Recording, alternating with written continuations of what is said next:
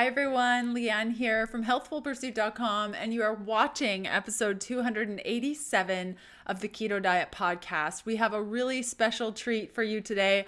Authors of End Your Carb Confusion are coming on with us to share about their book, How to Keep Keto Really Simple. And this is great for people that are new to the ketogenic diet, those that aren't getting the results that they want, both health results and weight loss results, and also for those of us who just want to share keto, but we're like way over at college level keto, doing all the complicated stuff. We thrive on hacking and we love it, and we just want to share a simplified version of the ketogenic diet. This book is going to be a game changer, not only for yourself, but also your friends and family.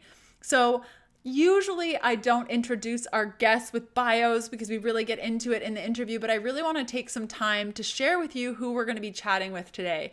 So Dr. Eric C. Westman, MD, MHS, is an associate professor of medicine at Duke University. He is board certified in obesity medicine and internal medicine and founded the Duke Keto Medicine Clinic in 2006.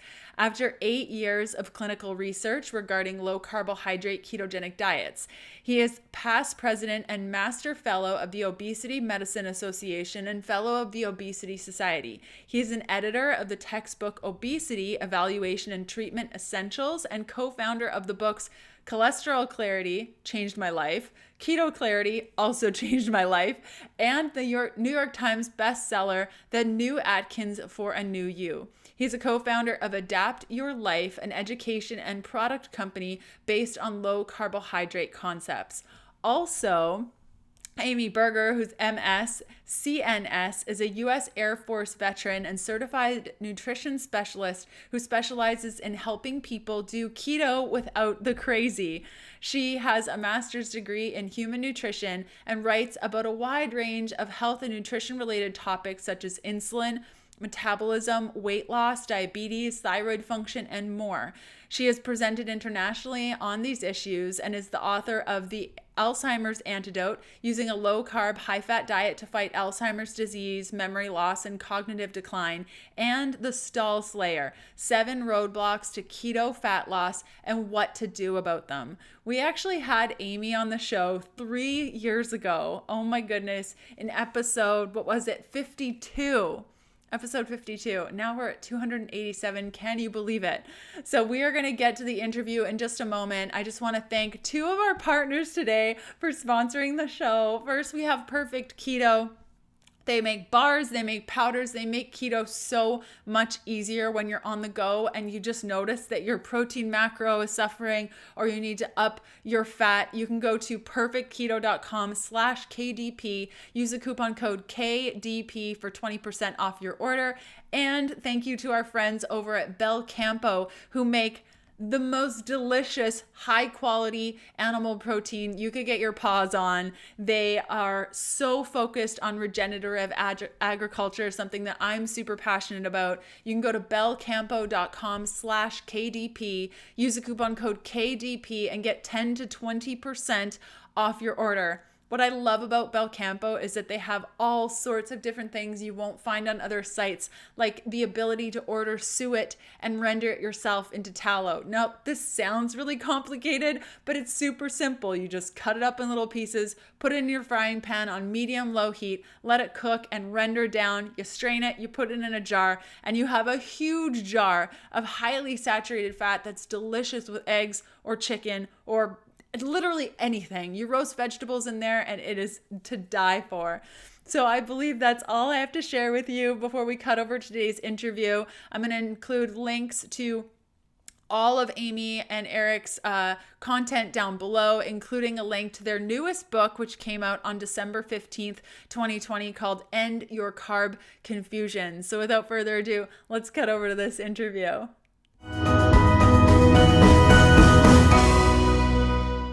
Hello, Amy and Eric. Thank you so much for coming on the show today. Thank you for having us. Yeah. So I wanted to start off today's episode by just getting a feeling of your work and where you come from. I did your official bios, but it's always helpful to kind of hear the passion behind the story that we're about to go on as it relates to your new book. So Eric, I'd love for you to share a little bit about yourself and the work that you do. Sure.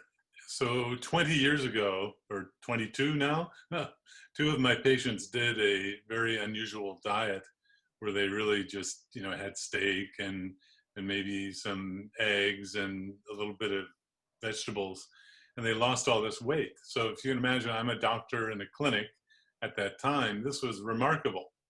Not only that they lost weight, because that was unusual, but they did it by doing this kind of crazy way of eating. And 20 years ago, nobody knew anything other than like the Atkins diet, that sort of thing. So I was curious and actually contacted Dr. Atkins and learned about the diet, how they used it. And so I started to do some research into it. And now 20 years later, it's morphed into, well, there's a lot of research behind it now. And then it's so confusing that we wanted to come up with a simple guide. Why do you want to worry about carbs? And if you are, how do you look at them? And not real complicated, not real scientific. We want to make this really kind of giving the wisdom of 20 years of being in this space that even someone who is just curious about this area would learn a lot from a book. That's the kind of book we wanted to make. Fantastic. And Amy, what's really your driving force behind and your carb confusion, and what work do you do daily?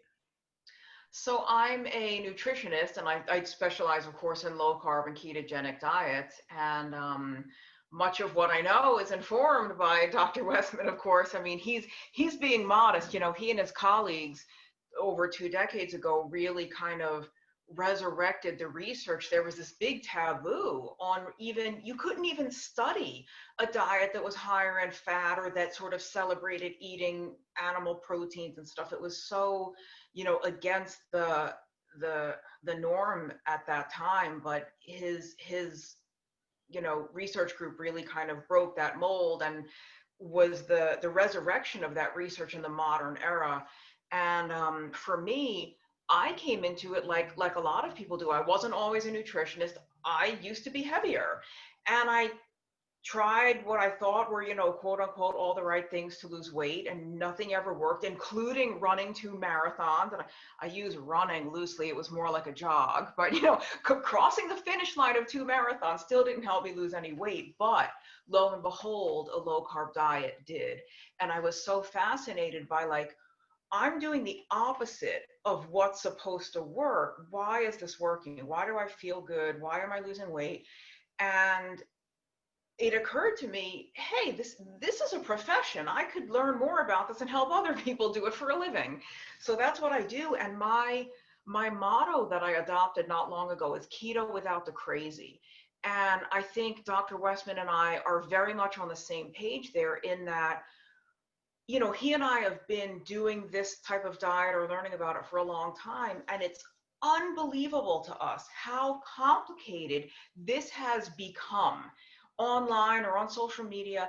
If you're new to this, I can't even imagine where you would start or how you would sift through all the information. So we wrote the book that I think we would want if we were brand new to this. And it's steeped in the solid research, but the book is plain English. There's no scientific gobbledygook. You don't need to read the book and have a dictionary next to you.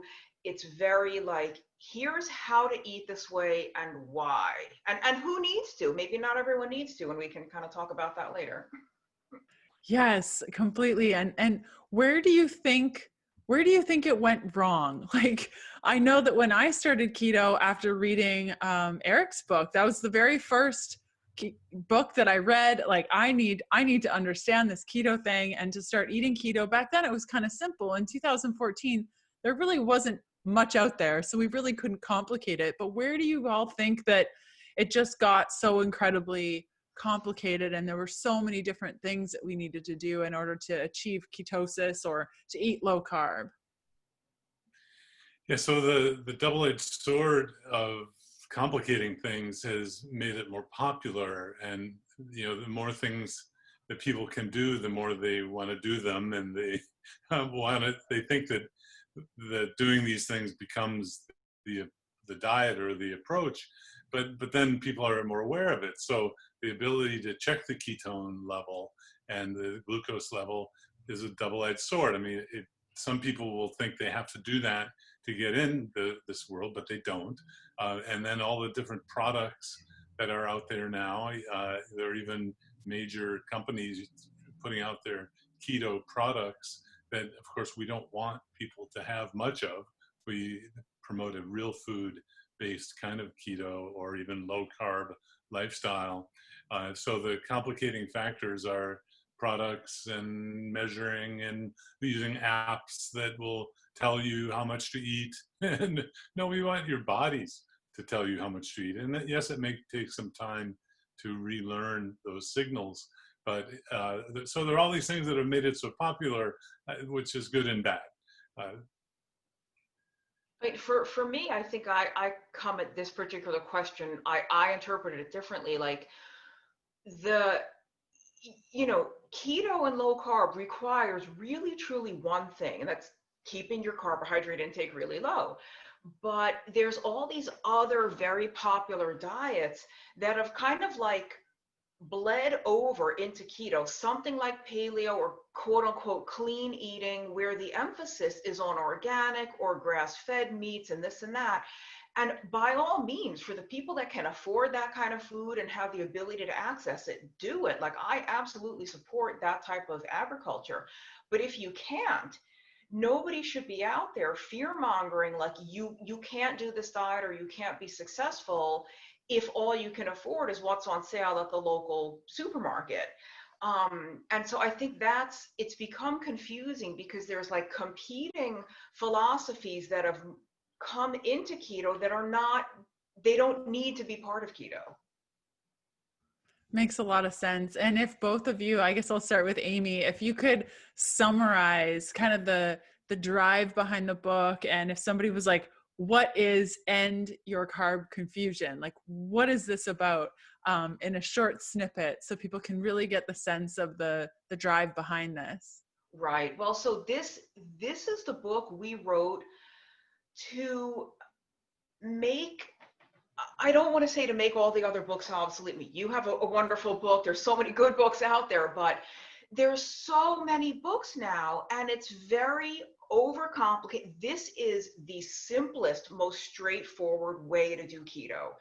And there may be things that you want to kind of add in the future, but if you're new to this, or if you've been doing it a while and you're maybe not getting the results you want, this is the book that's going to give you the strategy to bring you back to the very basics, the most effective strategy, the simplest strategy. It drowns out the noise and gives you the signal. And I also think what I like, especially about our book, is that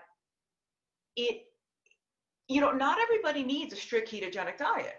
And so who are you and what are you trying to achieve? And based on your situation, we suggest a level of carbohydrate to start with. So, many people are going to benefit most from strict keto, but some people don't need that. And, we're not encouraging anyone to eat like 300 grams of carbs a day, but 80 grams, 100 grams. If you're lean and athletic, that's still very much a low carb diet. So, I guess we took a lot of the fear mongering away of like black beans are going to kill you and, your ranch dressing from the supermarket's going to kill you. We took that away and we're like, here's what will work. Here's where to start. And what about for you, Eric? What was the driving force? And if you could summarize the book, do you have anything to add? Yeah, sure. Well, the first thing, of course, this is a team effort, so that when I have ideas, I'm asking a professional writer and nutritionist to operationalize many of the things.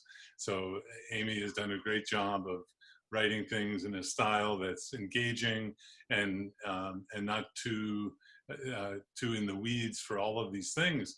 But the science is pretty clear that you can be healthy eating in lots of different ways, including keto. So what we're trying to do is increase the availability of this information to people who might be scared or never would do keto in their life. I mean, if someone would never want to give up the piece of fruit, we're not going to say, oh, you can't do that. It's, you know, you actually might fit in a category where you can eat fruit and be really healthy. So we have a quiz or a little table to fill in to have you self-assess where you should be based on your clinical symptoms. And then we go into detail a little bit about what sugar does in the body and why you want to stay away from sugar. So this, in the big picture view, is taking the old fat is bad and bringing it all the way around to what everyone's saying now, which I believe was always true, is that it's really sugar that's the bad guy. You want to minimize that. And, you know, I always wondered why my brother could eat so many darn carbs and be so healthy. And so I'm trying to explain in layman's terms why individuals can have more or can't have more carbs and still be healthy. And yes, age, gender, whether you're pre or postmenopausal, activity levels, these are the major issues, but there are some nuances in terms of medical issues and syndromes that we explain as well. It sounds fantastic. And the results word has been used a little bit in our conversation. And as soon as somebody says results, you know, we might think weight loss. And if you're not getting the results you want, everyone thinks, if I'm not losing weight and nothing is working. Can we delve a little bit into how both of you define results? Is it just weight? Is it a whole bunch of other things? Kind of what's your goal with your book? Yeah. Well, go ahead. Well, I was just going to say, from a clinical setting, when people come to me as a doctor with lots of different medical problems, this almost fixes everything. I mean, it's I don't want to oversell it, but as a medical internal medicine, obesity medicine doctor, my bread and butter, the people who come to me and what I can fix is diabetes, high blood pressure, heartburn. Interestingly, heartburn goes away, most migraine headaches, polycystic ovary syndrome, the cause of infertility, acne, skin conditions, all these different things. You know, but most people will stay on a low-carb diet because they just feel better. They have more energy. They don't have the sugar bringing them down. So the results can be in many different forms, not just weight. Yeah, I totally agree. I mean, results are really defined by what does the client, well, I mean, Dr. Westman would use the word patient, I have to say client. It's what the individual person wants, but I am always kind of reminding people when they say it's not working. And I say, well, okay, what do you mean it's not working? Maybe your main goal is weight loss and that hasn't happened yet. But like Dr. Westman was saying, if I ask this person, okay, you haven't lost weight, but have you noticed anything changing? Is anything getting better? Oh, yeah, you know, I'm not as hungry anymore, and I don't get cranky between meals, and my skin is clearer, and I don't have brain fog anymore, and my heartburn is gone. Like, how can you say it's not working? And so I think we actually point that out in the book, because you will, even if not everybody does keto for weight loss. This is a health promoting diet. It can be a weight loss diet if you have obesity or if you are trying to lose weight.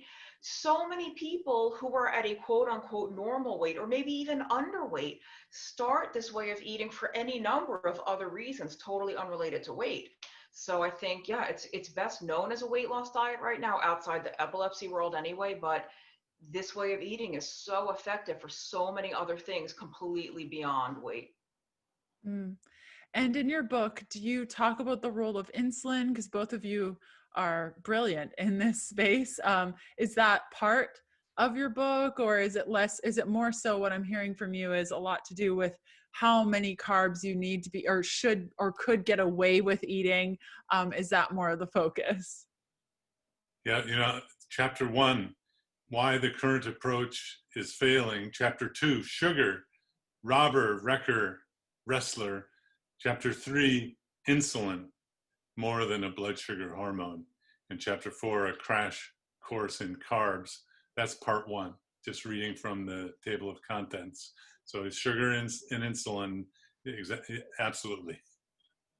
I made a point to hammer home that insulin issue because so many people out there have all sorts of weird health problems, but their doctor doesn't look at insulin. Oh, well, you're not diabetic, your blood sugar's normal. We don't know what's wrong with you. See you in 6 months.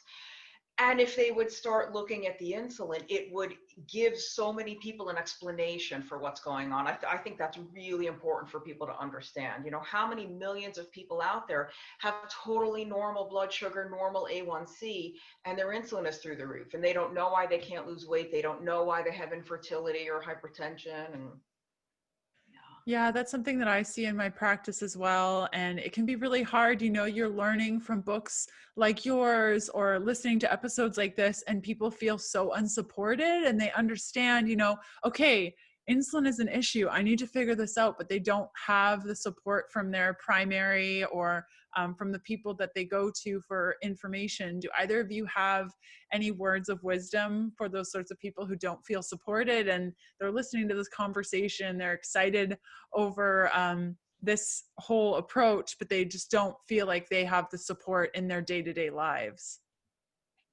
You know, in the book, Appendix A is finding medical care.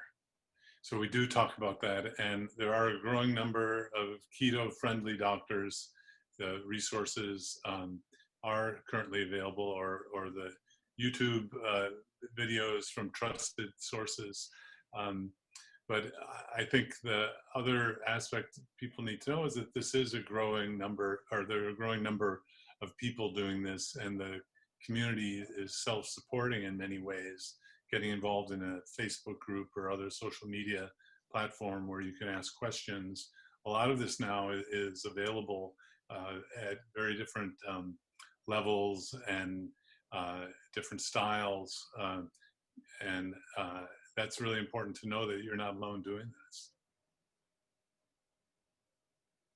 Anything to add, Amy, on where to find support or words of wisdom? I know even for nutritionists, I feel like over the last 10 years or so, you can find a lot more. Have you seen that in the nutrition space as well, where you can find more one-on-one support? I definitely have. I think there's a lot more nutritionists and even RDs, like even classically trained dietitians who have learned about this way of eating that are coming over to it. I think the medical, you know, if you have a medical issue and you're on medication, then you really need to find a doctor or like a nurse practitioner or something. But if you're just someone that wants to eat this way, I think the support is pretty easy to find, like whether it's Facebook or Twitter or something. There's so many people doing this. But you also kind of have to find your tribe, so to speak, because there's all different versions of keto, and like, which one are you doing? What is the advice you want to hear? So I think support is out there, but you probably have to experiment a lot and try a lot of different groups to see which was like a good fit for you. Amazing. And now I want to know, what are the other chapters of the book? Because those first 4 sounded really great. Well, the second part of the book is finding your carb level, basically. You know, we tried to bring together the research that's gone on for more than just the last 20 years of keto, but the low glycemic idea, if you've heard of that, the glycemic load, and the low carb, these are all the same terms in the research world. So from a range of, you know, from 0 carbs, yeah, probably is healthy, 20 grams, this is the first phase or first area that you might want to stay in if you have medical issues. And then going up to 50 carbs or so a day, that's total, not net. And that is a signature thing that we do here. We use total carbs, not net carbs. And then, you know, to accommodate, you know, that relative, the family member, the friend, the spouse who is active and can eat, you know, 150 grams of carbs, we explain how that can be and how you want to, of course, keep to be the healthiest carbs. But that explains why my brother could eat so darn many carbs and still be healthy, although, you know, time caught up with him a little bit, as we mentioned, that over time things change. But those are kind of the rough levels. Now I'm finding a lot of my patients who are at their goal want to know, can we add back carbs? And so this will take you through that as well. So it may be that you achieved a goal doing the strictest version, and now you may be able to increase the amount of carbs you eat and still maintain the results that you've had. Yeah, I think the sort of second and third portions of our book explain to people how to systematically reintroduce and increase those carbs in a way that won't cause you to regain weight that you lost or doesn't trigger a recurrence of health issues that you got rid of. But we also made a point to help people see how to actually do this. I mean, each phase, we have 3 phases of carb level, and each phase has a food list. But okay, here's the food list. Here's what I need to eat. But like, how do I order in a restaurant? What do I ask for? How do I, my husband doesn't support me. How do I cook for my family when I'm the only one in the house eating this way? We have chapters on all of that stuff. And we even have, chapters on navigating how relationships change. If you've always been, pardon my language, if you've always been the funny fat friend, and now all of a sudden you lost 100 pounds, your relationship with a lot of your friends changes, whether, deliberately or not. Like, when we upset that status, people get very uncomfortable when people close to them make big changes, whether it's weight loss or a big change in health or a new job or something. And so we address kind of how to navigate that, and just how to make, because like the food, for some people, the food is easy. Okay, here's what I can eat, see ya. But it's that other part of it that's really hard to make this your life. Yes, completely. I can relate to that. And you mentioned a little bit of research and keeping it, all the garbly goop out of it, and keeping it very, very simple. A lot of the questions we get from listeners is a lot of the research that's out there now, which I'm sure has informed much of your book, even though you're not getting into the ones, the twos and the threes and all the numbers and everything in between, but that a lot of research is informed by male bodies. Now, do you find that females respond to keto a little bit differently overall? Do you find like that influences how they do keto, or is it less of a concern when you're first getting started, or for people that are interested in your book? Yeah, I think there are lots of differences. Of course, we approach the carb level very similarly, but I think it is more difficult in general for women. And the interesting thing is, kind of mantra of, it may be simple, but it's not always easy. I mean, if you're dealing with not only yourself, but a family, and of course, that's going to make it more complicated. So another reason to bring in Amy into the mix here is to help address in a, I have to say, in a more sensitive way, and a way to address those kinds of operationalization. How do you really do this in an everyday world? It's there in a readable way. I think, to be honest, we don't really delve too much into those kind of more detailed differences, but we do. I mean, we are very emphatic. Like, if you're a woman reading this book, never compare your weight loss or your progress to a man's. It's going to be slower, and that's okay. That's just the way it is.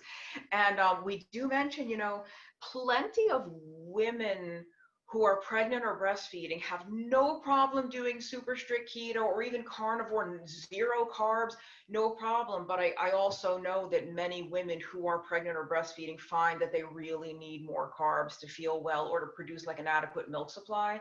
So we do kind of recommend that if that's your situation, if you find that you need a little more starch, have the starch. And then once the baby is weaned, or once your situation changes, then maybe change your own diet a little more. But, do what's best for your baby and yourself. And yeah. There are some conditions that specifically affect women, like the polycystic ovary syndrome. The reality is that often these folks go to the infertility clinics, get drugs and other procedures, And then when those fail, the doctor says, well, why don't you go over to see Dr. Westman and lose some weight? It's like, well, why didn't you do that in the first place? Because often with PCOS, pregnancy can happen in the first month or two if ovulation was the issue and getting the egg to come out. So there are some specific medical reasons that are different between men and women, of course. Yeah, for sure. And where do you find, like, if you could pick one thing where people struggle with the most on a low carb or ketogenic diet, what is that one thing that they struggle with the most, and how does End Your Carb Confusion solve this thing? When you say one, I think of 10 different things. So. Choose your favorite or share 10.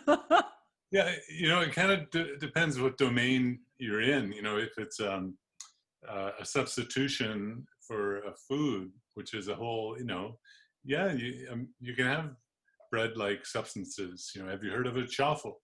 And those hit the keto low-carb world the last couple of years, and they're fantastic. So if it's what do I have substitution for things? That's one domain where we help you out there. I mean, for me, if I had to choose one, it's, comparing when I was when I was new to this whole low carb thing, it was a long time ago. Literally, Facebook didn't exist. Twitter, YouTube, Reddit, Instagram did not exist when I was new to this. So you read the Atkins book or you read Protein Power and you just did it, And so I think what our book does, because one, I guess if I had to choose the one thing, it's that people are bringing the mentality of other diets into keto. How many calories should I have? How many fat grams? How much of this? How many points? How many this? The beautiful thing about keto is that you don't have to worry about any of that. Now, maybe master the basic approach, and then if it's not working or you're not, the results, if you're not getting the results you want, you may have to tweak and change a few things. But the beauty of the approach that we lay out in the book is like, worry about your carbs. Don't put butter in your coffee. Don't massively add gobs of fat to things for no reason. And it kind of takes care of itself. We try to get people out of that mentality. I can't tell you how many women who come to me and I have to deprogram them from the protein portion. It's a deck of cards. It's the palm of your hand. And I'm like, try doubling that and then see how much better you feel. I just had that yesterday with a call. So that's one of the things I see people bringing that counting mindset and that number mindset to keto, when one of the really nice things about this way of eating is that if you do it properly, you shouldn't have to worry about the math. Yeah. And what I heard from you is a bunch of different things, including a lot of myths around keto. When I first started, it was don't eat too much protein, always add fat to your coffee. And these things have gotten louder and louder and louder. And it sounds like your book really simplifies this of like, just don't pay attention to all that stuff and just stay focused on the pillars here and stay focused on that. Would that be a good summary? Yes. Yeah. Okay, wonderful. Well, I'm going to include links and all sorts of things in today's show notes. And if you guys want to grab a copy of End Your Carb Confusion, you can do so down below. And I'll put links all over the place so you can't get lost. You two, thank you so much for coming on the show. Is there anything that you wanted to add to today's interview that we didn't cover? Please feel free to share. Well, when I think of influencing other people, so I have curious family members who never really, me, who kind of see what I've done, but don't really control their carbs. Well, even maybe children. And so I wanted to bring the knowledge that we have in a readable way to help people who go beyond just the keto echo chamber that often we're in. So this might be a good gift for someone who you want to influence. always a good idea to buy a book for a friend. I love that idea, and it's really the gift of health. And I know that all of us know somebody that could benefit from this message. So I love that call to pass it on to a friend, or buy a copy for yourself, and when you're done, pass it on. And I've had great stories of people, and even books that I have received that have gone through all the friends. And I think it's so lovely to share this message with the people that you love, your friends, your family. So thank you so much for adding that. Amy, anything to add?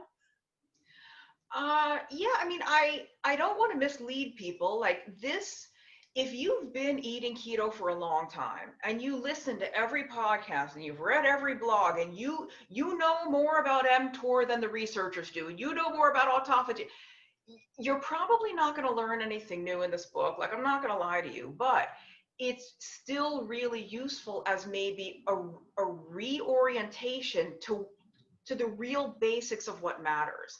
So, you know, this isn't college level keto. This isn't graduate level, like you've already progressed through the levels. This is kind of the starter course. But that being said, like Dr. Westman said, it's really a great book to get for anyone in your life who's living with an issue that you know would be massively improved by low carb eating, but they're never going to do strict keto. They're just never going to do it. If they would even get halfway, if they would even just cut carbs to some extent, they might have a really big improvement, and they might be perfectly content with that. So I think this is a really good book for them. But like I said, I think it's also a good, you know, people, I'm sure you see this all the time, Leanne. People come to you and they don't know what to believe anymore because they hear 8 million conflicting things. This is, I think, if you're out there and you're confused and you're overwhelmed, this is like the simple, basic thing. And something even too, as you were speaking, I was thinking, even if you are college level keto and it's all working out for you, having simple conversations with people is so key. And I think we forget, you know, we're talking about all these things that we do and autophagy, and here's what I do on this 48-hour fast. And people are like, you're nuts. I could never do this. And so it might be even good with your book to like get back to the basics so that you can do the work on the streets, sharing low carb and saying it in a simple way where you're not scaring people away with all the complicated things you do. Yeah. Absolutely. Wonderful. Well, thank you so much for coming on the show, both of you. It was so great to reconnect. And again, I will include links to your books and all your work down below. And just thanks again for taking time out to chat with all of us. Thank you. Thanks so much. Thanks so much. Thanks so much for joining in for today's interview. I hope you really, really enjoyed it. I have a bunch of awesome things planned for 2021, including the celebration that we'll have for episode 300, which is coming up here pretty soon. I hope you have a great rest of your day, and I will see you next Sunday for another episode. Bye.